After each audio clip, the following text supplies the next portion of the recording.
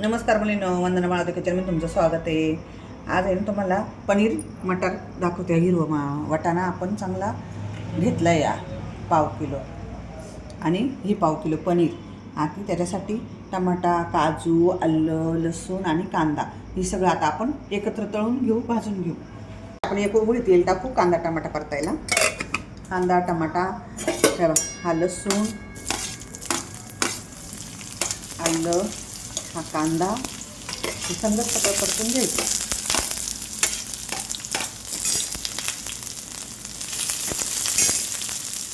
Tomato,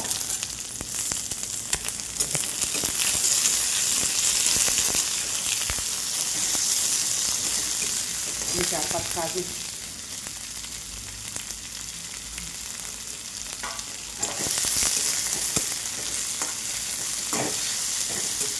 आता हे परतून झालं। आता दळण्यासाठी घेऊ आपण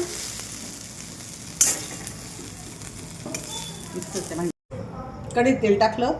आपण हे पनीर आता तळून घेऊ।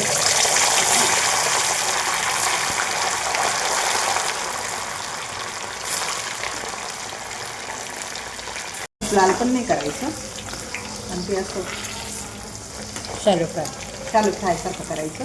असं झालं का हे आत काय लगेच काढून घेऊ। भाजीसाठी 2 चमचे तेल टाकू आपण, 2-2.5 तुमच्या याच्यानुसार।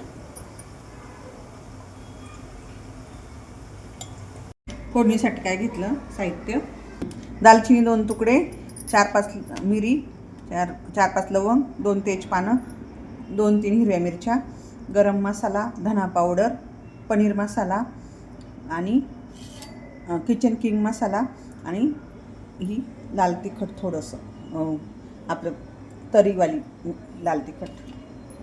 त्या मसाल्यांची फोडणी देऊन टाकू। हे पानं, या मिरच्या,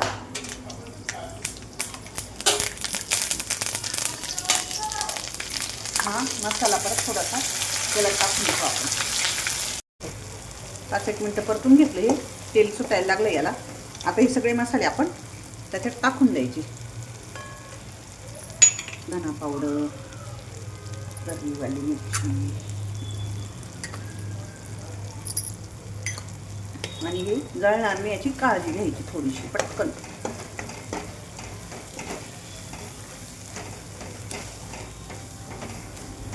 आता हे मटार टाकून द्यायचं त्याच्यामध्ये।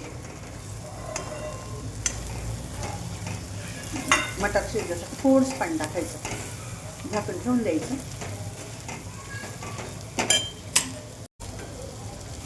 मटारसाठी थोडंसं पाणी टाकायचं शिजायला आणि वरती थोडंसं झाकण ठेवून द्यायचं।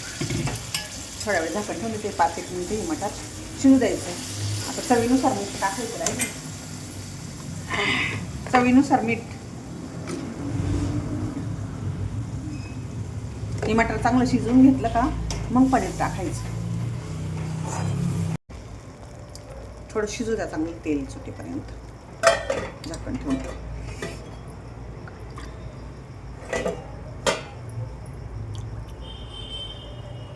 एकदम कमी गॅसवर आहे ना। आता हे झाकण काढून घेऊ आपण।